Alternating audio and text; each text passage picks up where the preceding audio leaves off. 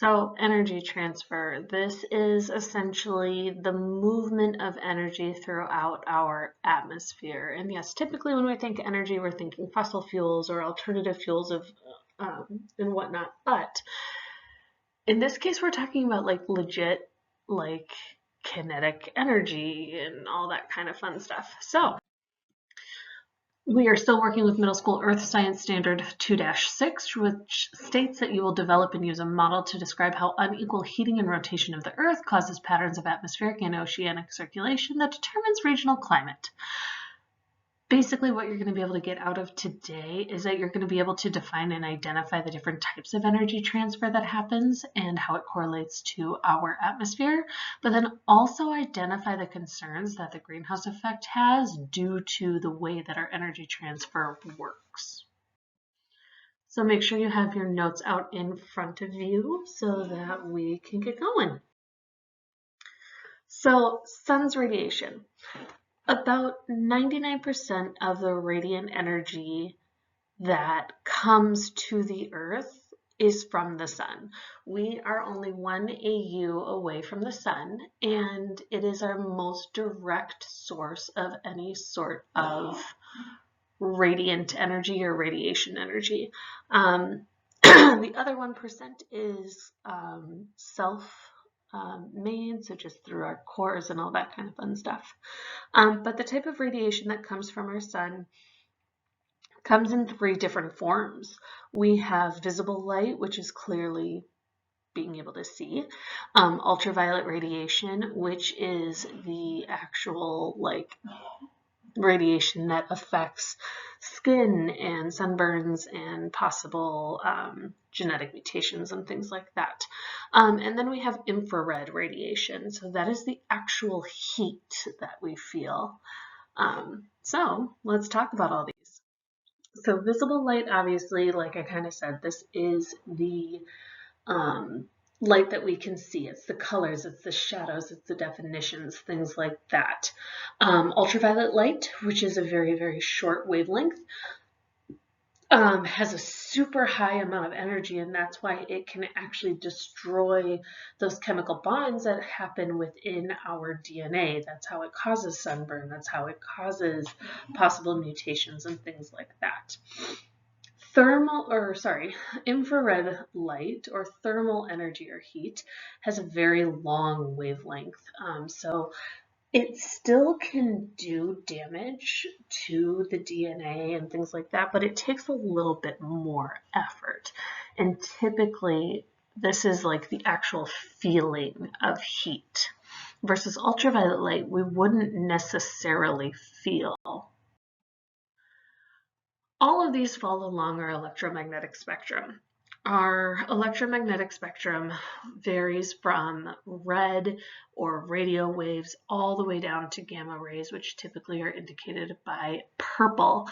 But for the instance of our sun and the types of radiation that it emits, we fall between that 1 millimeter to 10 nanometers range. That's where we get our infrared, our very small amount of visible light, and then ultraviolet light. Obviously, microwaves are what our actual appliances make, and radio waves is how we communicate over long distances. X-rays, obviously, they're what create X-rays. And then gamma rays, typically we don't see in most normal circumstances. But what we are concerned about is the infrared, the visible, and the ultraviolet, because those are what affects us and what our sun produces for our Earth. So that's the end of whole group. As you move into your individual groups, please remember your CHAMPS expectations, and if you have any questions, feel free to ask. If you're going to stay a part of lecture, then let's keep going. So what happens to the radiation once it gets into the atmosphere? Well, it takes a lot of different paths. So about 50% of all radiation emitted by our sun that reaches our Earth's atmosphere is then absorbed into Earth's surface. So that would be absorbed into our bodies of water, onto our land, things like that, to where it goes in. And that's why, like in the summer, it stays warm for a while, even after the sun sets, because our surface is holding in that heat that it has absorbed. Same with water. If you have a swimming pool, some weeks during the summer, you don't have to actually heat the water because it has absorbed enough of that heat and radiation from the sun throughout those days. 25% of whatever does actually make it through our atmosphere eventually gets reflected back out into space thanks to things like clouds and different particles. We talked the other day about how dark colors tend to absorb heat, i.e.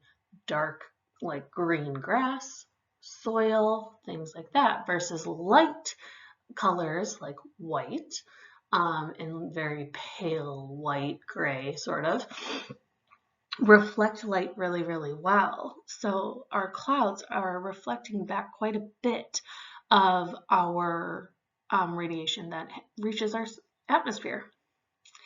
20% of whatever radiation makes it to our atmosphere is actually absorbed by the particles within our atmosphere. When we talked cloud formation about there being dust and pollen and debris and things like that.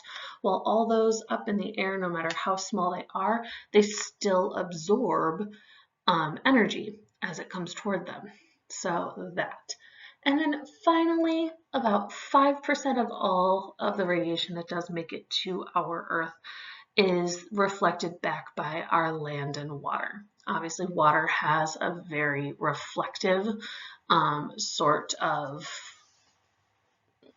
I want to say mentality, but that's really not right.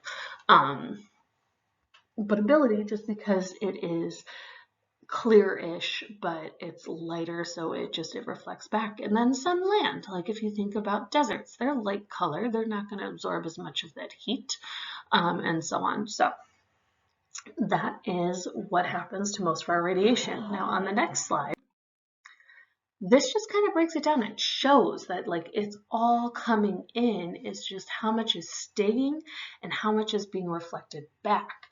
And that's just because our Earth has a way of maintaining its own homeostasis or balance. So this is just what it does. So you can see how the light color of the clouds reflect radiation back out into the solar or into space. A lot of radiation is absorbed. I mean, if you think about it, you have 50% actually reaching the surface, 20% getting eaten up by atmospheric particles. You get 5% that's finally being reflected back. So out of the 100% solar radiation entering our atmosphere, 70% stays here. Only 30% actually gets reflected back into space. Now, the different ways that heat can actually move about within our atmosphere, and then when you do actually reach like the surface. It is through thermal energy transfer. And there are 3 different ways that thermal energy transfer actually occurs, whether it's conduction, convection, or radiation. We've already talked about convection when we talked about layers of the Earth and the circular motion that our mantle goes through in order to circulate the hot, less dense magma toward the surface, and then the cool, dense magma from the surface down toward the core to be reheated and to continue that. But we're going to talk about conduction and radiation as well, and then also talk about convection, but within our atmosphere rather than our Earth. So radiation. Radiation is how most of it starts. So radiation from the sun. So the sun emits solar radiation out away from its core. The radiation then meets our Earth's surface and atmosphere and gets absorbed in that way. Radiation does not need to actually come in contact with anything. If you think back to the picture right before this, you saw the stove, the radiation's moving away. It's as if when you turn on your stove even, you don't touch the flame, you don't touch the burner, but you can feel that heat coming up and hitting your hand if you hold it a couple inches away from the burner. That's radiation. So there's no actual physical contact occurring. Convection. Convection is where the radiation then heats up the particles within the atmosphere. So finally, there is some solid contact occurring. The warmer particles move into higher altitudes. That's awesome. As we know, warmer things are far less dense, so that they're able to circulate upward very, very easily. Well, think back to our layers of the atmosphere. Let's focus in on our troposphere. So whatever radiation actually makes it down to the troposphere, it's getting heated up and it's then floating toward the top of the troposphere. Well, as we know, with the troposphere, as you increase in altitude, you decrease in temperature. So things start to cool down. Once things get cooler down, they start to sink toward the surface once again. And then this continues because once it reaches the surface, it's technically being heated up from the radiation and the particles becoming more heated and the actual surface being heated to where it just continues that circular motion. Very, very similar. Basically the exact same, just with less fluid and more gas as compared to our mantle. And then finally, conduction. This happens within the troposphere. This is where air is making contact with the surface of the Earth and either cooling it or warming it. We know as soon as we have a polar jet stream come down from the Arctic, that air is so cold it makes everything else so much colder because it is coming in physical contact with anything in its path. So radiation was the form of heat that you feel. Conduction, where radiation is where no contact has to be made. Conduction, there has to be contact. The only way I really was able to learn these was conduction, contact. They both had that very hard con. And then convection, we talked about convection already. So that was about it. It's not a great study tool, but at least it's a little something versus nothing. So those three are really important to know, especially for the activities to come. Now, there needs to be a balance. The amount of solar radiation that comes from the sun needs to be equal to the amount of radiation leaving Earth's surface. So we already saw in the first diagram, just the solar radiation that's coming in, 70% of it stays and only 30 gets emitted. So our Earth has to make up its own difference through the rotation and revolution. You have one side of the Earth that is at night, which allows for radiation to escape very easily just because everything kind of sort of figures its life out at night. And then when you talk about our tilt of the Earth, we have half of the Earth in winter or fall, while the other half is in spring and summer. So it equalizes itself out. And this is so, so, so important because without this, we would not be able to sustain our life that needs to live at a relatively normal 73-ish degrees Fahrenheit. So a lot of our radiation that ends up leaving the Earth tends to be a little bit more on the visible light spectrum rather than the infrared. But either way, it figures out how to maintain balance and maintain its homeostasis. It's not until humans start getting involved that we really start seeing issues. Some of those issues include what we know as the greenhouse effect. This is where gases in our atmosphere act like the glass of a greenhouse. You see the second picture. A greenhouse is a structure typically outdoors that can sustain plant life no matter what the temperature is outside of those walls. We have a lot of greenhouses up here, more so on like the NDSU campus, because as they're doing plant research, they need to be able to do it year round, and for 6 months out of the year, we're in freezing cold winter. So the greenhouse is to reverse that effect. But that's fine and dandy on a super small scale and when you're not necessarily living in the greenhouse 24/7, but it's not good at a super large scale and you are living in it 24/7.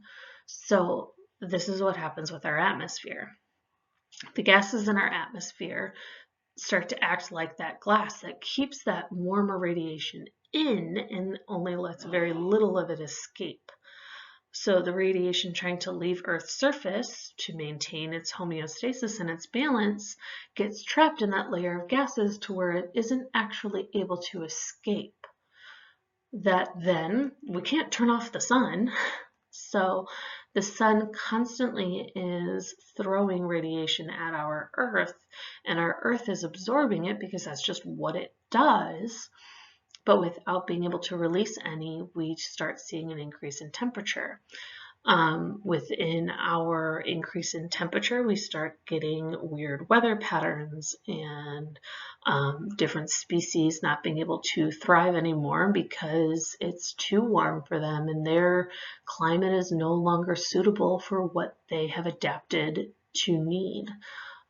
So it causes a large chain effect of just one problem after another that gets expedited thanks to human involvement. A lot of you did some research on how we as a human race have increased this concern just that much more, to where now it's figuring out how do we possibly reverse or do better and slow down.